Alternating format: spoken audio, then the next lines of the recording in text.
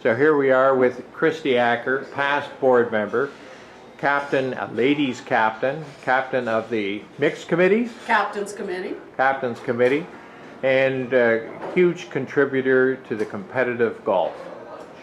And 20 years ago, Brian came home one day and said, "We've joined the golf club." Now he was the golfer, I was a tennis player.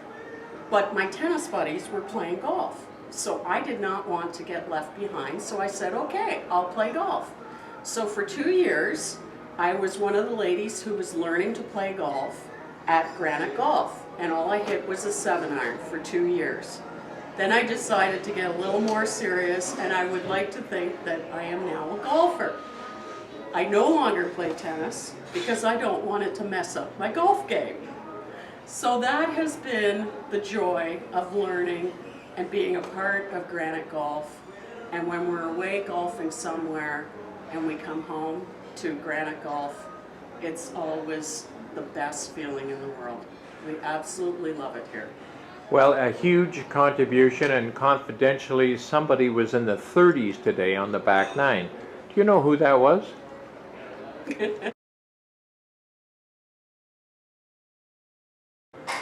Good morning, Dr. David Austin. David, can you tell us some of your memories on the inception of the club? Sure. Going back to the very beginning, I remember a lot of the animosity, unfortunately, that happened at the club, petitions and concern by the membership in general that there could be a golf course. Thankfully, we moved forward. I do remember participating in a very early tournament that I think you organized, Skip, up at National Pines in Barrie, which was sort of an inaugural golf event, which got the excitement going about the possibility of Granite Golf. And then the reality of Granite Golf happening, and I clearly remember the first hole that I played with my son and wife. We only had a few holes open. The first few holes were still being seeded, but number 6, I think, played as the number 1 hole. And the excitement of walking down that hole, absolutely pristine, a ball hadn't been hit on it, there were no divots, and that was the initial experience with Granite Golf. And of course I remember being in the trailer, which was great and fun, over by the pond. We had one little shower in there, and then the progress to building a clubhouse, which was so amazing, and I was so excited when the clubhouse was built that I wanted to come up and just have a shower, just to experience being in the men's locker room and having a shower and a real shower in a real locker room. Thank you very much. Great recollections. Okay, thanks, Kevin.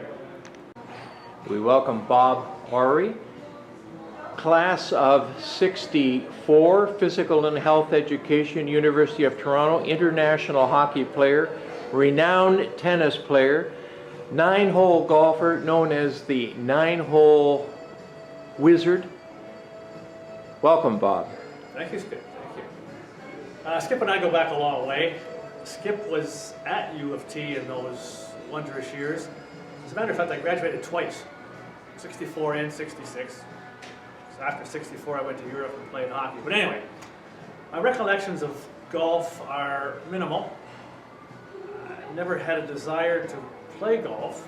Although I watched the formation of the club, being a member downtown, and noticed all the politics that was being played. Me at my very elementary level didn't realize what in fact was going on, because I didn't care about golf at that time. You may gather I don't care a lot about it now, but I'm here, I'm a member, I'm a 4-day member, and the reason why I joined was to get away from playing too much tennis. I was playing so much that I had to find an outlet, and this is it. So there you go, Skip. Cut if you want. Thank you very much, the Athlete of the Year. So now we welcome John Bailey. John's been here for 3 years, eager competitor, Tuesday morning golfer, and read trophies, the forecasts are good. Any special memories, John? Well, let me just say that I enjoy playing here. I come out to every men's day that I can. Great people to play with. always have a good time. The golf course is just wonderful. I really enjoy playing it, even though it beats me up a lot. It's just a great place to be, and I'm just happy to be a member here. We're fortunate to have you here. Thank you, John. Thank you. So we're with Larry Bates. Larry has been a terrific competitor at the Granite Golf. He's played in I don't know how many tournaments, and finally he won one with Steve Turvey. Now, did Steve make any contributions whatsoever? He picked up behind me a little bit, but no, actually, honestly, yeah. Steve and I won the member event this year, and he shot the lights out. He was amazing. I couldn't believe I participated in winning a golf trophy. It's something I never thought I'd accomplish. Well, it's great you're on the list. And any other special memories?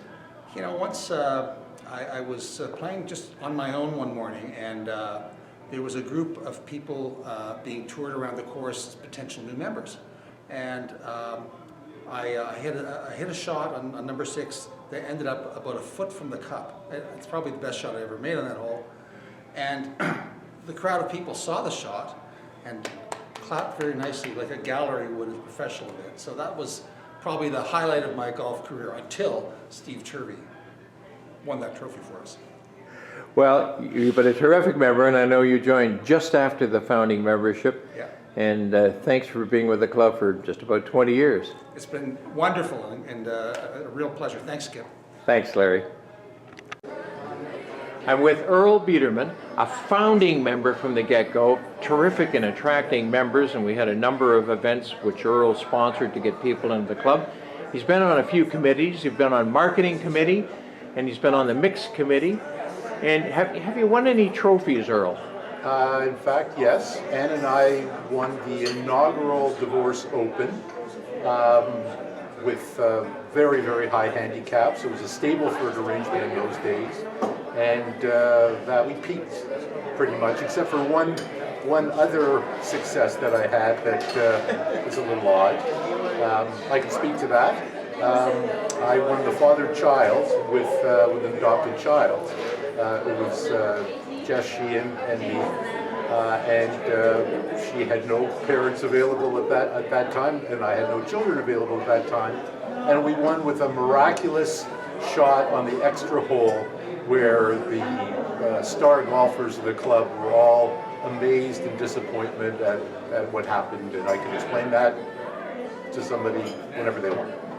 Earl, thanks for your many participations. Greatly appreciated. Thank you, thank you.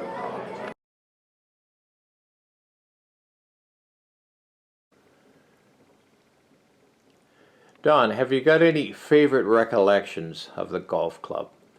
Yes, I have several. I'll stick to one. This story is a favorite of our former general manager and vice president, John Granite, who has told it several times to meetings of Granite Golf members.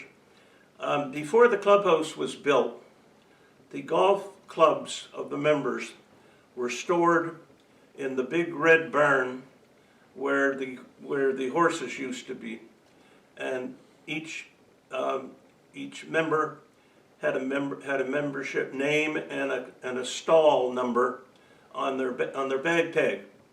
Mine happened to be number 15. I played golf one particular day and was finishing up and met one of the young kids working in the pro shop, and he watched me pack my clubs and whatever, and I pointed to my bag tag and said, stall 15. Clearly he knew that I had just played. Clearly he knew that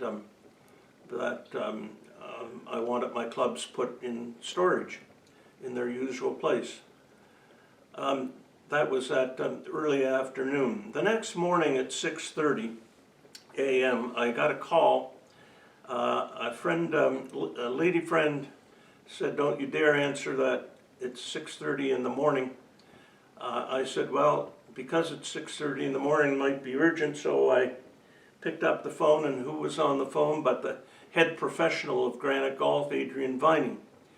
He explained to me that the employees of Granite Golf who were out setting up the tees and the greens had spotted my golf clubs sitting on the tee box of the 15th hole. They assumed incorrectly that I had probably gone into the woods for a pee and maybe fell or maybe had a heart attack. And as Viney told me, I have every Granite Golf employee that's on the grounds in the woods as we speak, searching for you. And I told him that I was in very good health, and I was just relaxing until 10 minutes prior, and that maybe he should have a word with the employee who took my newly purchased expensive clubs and let them sit on the tee box on hole 15 from the afternoon till the morning of the next day. So they wrote a song about that, and they call it Don Brown's Body Lies a Moaning. Thank you, Donald. Thanks, Skip.